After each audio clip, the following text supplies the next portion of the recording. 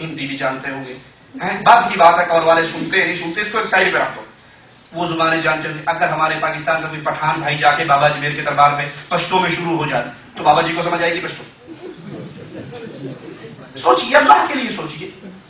यही अल्लाह को पुकारने का काम तो कुफार मक्का करते थे, यही काम आज हमारे हैं।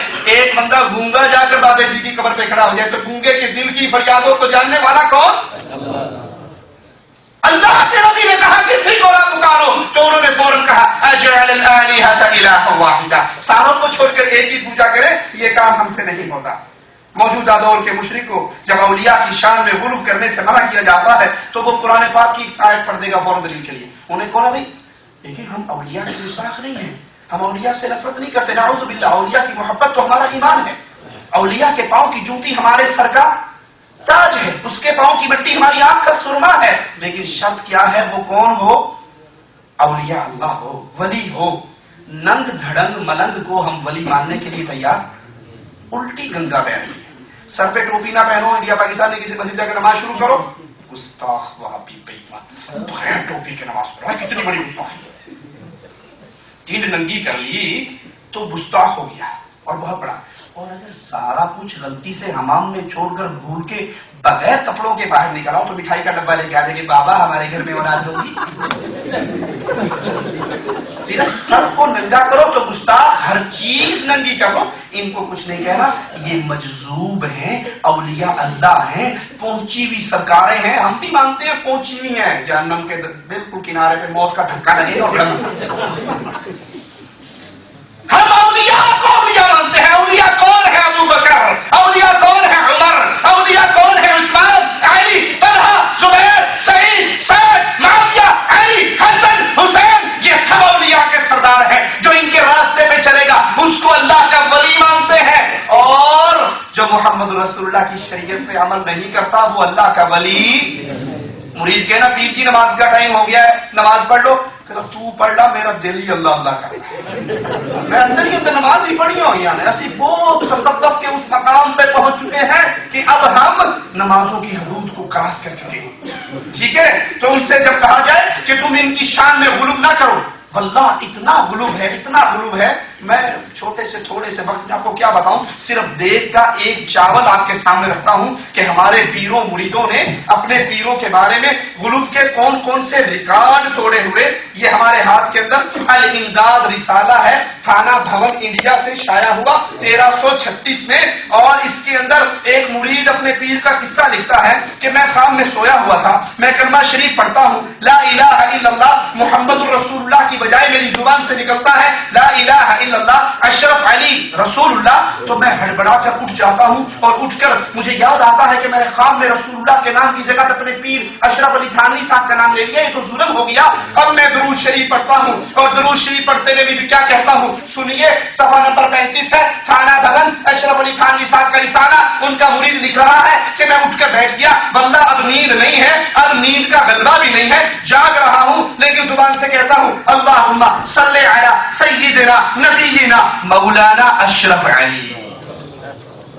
और ये खत लिखकर अपने पीर अशरफ अली को भेजता है। वल्लाह ये जवाब इस सफा नंबर 35 पे है। गलत कहूं तो गिरेबान से पकड़ के स्टेज से नीचे उतार देना, लेकिन अगर सच कहूं तो अल्लाह के लिए जो वलियों का मकाम रब ने रखा है वहां तक रहने दो। मुशरिकों को अल्लाह का वली ना बनाओ और औलिया की शान में इतना गुलूब ना करो कि मोहम्मद रसूलुल्लाह की सीन के ऊपर आपने किसी पीर और फकीर को बिठा दो। ये खत लिखकर भेजा मुरीद को, पीर को, मुरीद ने। तो वो जवाब में कहने लगे, जवाब इस वाक़े के अंदर तसल्ली थी कि तुमने जिसको पीर पकड़ा है, तुम जिसकी तरफ रुजू करते हो, वो अल्लाह की मदद से मुत्तबे सुन्नत है। तुम मेरे पीछे, मैं नबी के पीछे।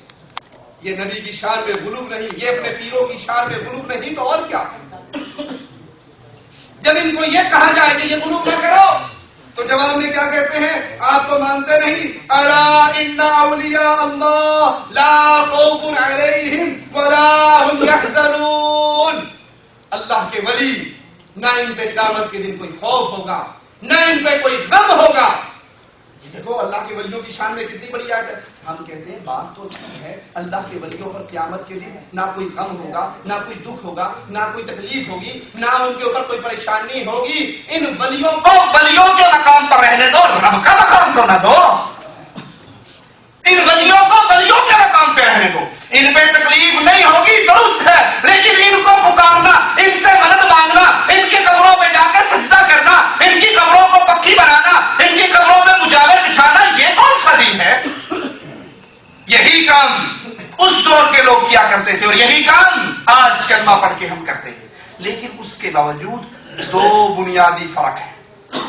بڑی اہم بات کہنے لگا ہوں، ذرا توجہ کیجیے. دو بنیادی فرق ہے جو ہمیں بتاتے ہیں اس دور کا جو مشرک ہے، ابو جہل، ابو لہب، ابو طالب، کفار مکہ، کفار طائف، اس دور کا جو مشرک اور آج کے دور کا کلمہ پڑھ کر اللہ کے ساتھ شرک کرنے والوں میں دو بنیادی فرق. پہلا فرق کیا ہے؟ وہ مشرک فراخی میں، آسائشی میں، آرام میں، امن اور سکون میں اللہ کے ساتھ غیر اللہ کو بھی پکارا کرتے تھے. کب؟ جب اپنے گھروں میں ہوتے، پھر لات منات بابا بابا کرتے، اور جب ان کو اللہ پکڑ لیتا، مصیبت میں گرفتار کر لیتا، کوئی تکلیف ان کے اوپر آ جاتی، تو پھر وہ اپنے بابوں کو بھول جاتے. قرآن حکیم ان کا یہ حال بیان فرماتا ہے. توجہ کیجیے، سورۃ بنی اسرائیل 67 آیت نمبر ہے. وَإِذَا مَسَّكُمُ الضُّرُّ فِي الْبَحْرِ ضَلَّ مَن تَدْعُونَ إِلَّا إِيَّاهُ فَلَمَّا نَجَّاكُمْ إِلَى الْبَرِّ أَعْرَضْتُمْ وَكَانَ الْإِنسَانُ كَفُورًا. جب تمہارے اوپر کوئی مصیبت آ جائے، سمندر کے اندر تم سواری کر رہے ہو، تم سمندر کے اندر جا رہے ہو، اللہ کی طرف سے پریشانی آئی، اللہ نے تمہیں مصیبت میں پکڑ لیا، تو پھر ضَلَّ مَن تَدْعُونَ، جو تمہارے بابا، تمہارے پیر و فقیر، جن کو تم پکارتے، جن کے سے تم مدد مانگتے، واللہ وہ غائب ہو جاتے، وہ گم ہو جاتے، وہ تمہیں یاد نہ رہتے. الا ایاہ، تمہیں صرف اللہ یاد رہتا. فلما نجاکم الی البر، جب تمہاری کشتی خشکی پہ اتر آتی، جب تمہاری کشتی پار لگ جاتی، پھر اعرضتم، پھر تم مالک سے منہ موڑ لیتے. صحیح مسلم کے اندر ابو جہل کے بیٹے اکرمہ رضی اللہ عنہ کا قصہ آتا ہے. مسلمان ہونے کے بعد اللہ کے نبی کو کہتے ہیں، اے اللہ کے نبی علیہ الصلوۃ والسلام، ہم یمن کی طرف بھاگ رہے تھے، ہماری کشتی بھنور میں آ گئی. یاد کرنا، یہ کشتی کلمہ گو کی نہیں ہے، یہ کشتی ختنہ ہوئے ہوئے مسلمان کی نہیں ہے، یہ کشتی کفار مکہ، مشرکین مکہ کی کشتی ہے. بھنور میں پھنس گئی. اللہ کے نبی، ہم نے لات منات عزا یعوق نصر ساروں کی بڑی دہائیاں دی، ہماری کسی نے نہ سنی. ہمارے جو ہاتھ میں چھوٹے چھوٹے بابے جو تھے نا، کہ راستے میں جہاں ضرورت پڑے گی استعمال کر لیں گے، ہم نے ساروں کو سمندر کے اندر پھینکا اور آسمان کی طرف منہ کر کے کہا، یا رب محمد صلی اللہ علیہ وسلم، اے محمد صلی اللہ علیہ وسلم کے رب، یا رب محمد، اے محمد صلی اللہ علیہ وسلم کے رب، اب ہمارے کوئی کام نہیں آ رہا، تو ہی ہمیں پار لگا سکتا. اے اللہ کے نبی، آپ کے اللہ کو پکارنے کی دیر تھی، ہماری پھنسی ہوئی کشتی بھنور سے پار آنے لگی. ہماری کشتی بھنور سے پار آنے لگی. قرآن حکیم بیان فرماتا ہے، فَإِذَا رَكِبُوا فِي الْفُلْكِ دَعَوُا اللَّهَ مُخْلِصِينَ لَهُ الدِّينَ فَلَمَّا نَجَّاهُمْ إِلَى الْبَرِّ إِذَا هُمْ يُشْرِكُونَ. جب ان کی کشتی پھنس جاتی، بھنور کے اندر پھنس جاتی، سمندر میں یہ پھنس جاتے، تو فوراً پھر اللہ کو پکارتے، اور جب اللہ ان کو پار لگا دیتا تو پھر اللہ کو چھوڑ کر غیر اللہ کو پکارنے لگ جاتے. اس دور کے مشرک اور آج کے دور کے مشرک میں کیا فرق ہے؟ وہ مصیبت کے اندر، تکلیف اور پریشانی کے اندر اللہ کو پکارا کرتے تھے، اپنے سارے باپوں کو بھول جاتے تھے. لیکن آج کا کلمہ پڑھنے والا مشرک، وہ مصیبت اور تکلیف کے اندر بھی اللہ عز و جل کو نہیں پکارتا، بلکہ مصیبت کے اندر بھی غیر اللہ کو پکارتا ہے. یہ ہمارے ہاتھ کے اندر ملفوظات احمد رضا خان صاحب کی 97 اس کا پیج ہے، ذرا آپ بھی توجہ کیجئے کہ وہ پھنس کر تو اللہ کو پکار لیتے تھے نا، دریا میں تو اللہ کو پکار لیتے تھے، اور جب پار لگ جاتے تھے تب کہتے تھے فلاں بابے نے پار لگایا. لیکن آج کا یہ کلمہ گو، اس کی حالت کیا ہے؟ کہتے ہیں اللہ اکبر، جنید بغدادی دجلہ پر تشریف لائے اور یا اللہ کہتے ہوئے دجلہ دریا پر پانی کے اوپر مثل سڑک چلنے لگے، مثل زمین چلنے لگے. پیچھے سے ایک شخص آیا، اس نے کہا حضرت میں نے بھی پار جانا ہے، کوئی کشتی تو موجود نہیں، اب آپ جا رہے ہو تو مجھے بھی لے جاؤ.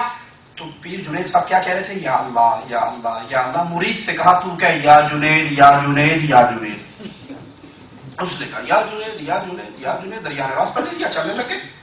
اب سنیے بابا اہل شرک کی کارستانیاں.